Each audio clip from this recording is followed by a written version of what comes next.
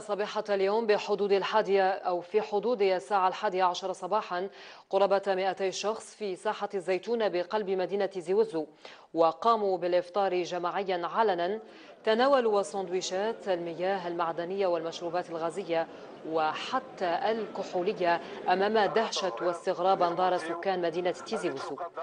هذا الفعل الشنيع يعد الأول من نوعه والذي تشهده المنطقة والوطن عموما كان تحت شعار نعم للتسامح واحترام حرية الغير، وقد أطره الكثير من المناضلين المحسوبين على الحركة الداعية للحكم الذاتي بمنطقة القبائل في غياب تام لمصالح الأمن. الزميل حسن زيزي غطى الحركة وعاد لنا بالتالي.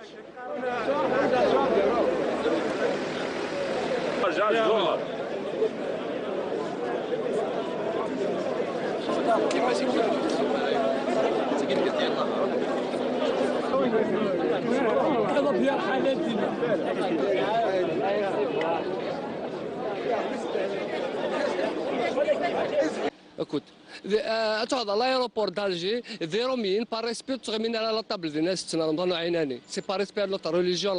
لا الاسلام نكون اذا كي زعما ديال القبائل زكويرن كونتر الاسلام نو تاكي سي ان نو سورا جامي توليري ذاك تيزيوز زيك تيزيوزو تاعها كاين اللي متبقر عند الغاشي الناس مام يتشارم شويه لكن هذه كان انا بون سونتي مام يبغى كيف هذه سوي شوازي يسيزول هذه خثيرا نضروا ايزولي هذه راح هذيك ثورتنا شو على كذا وكنت هذه حسب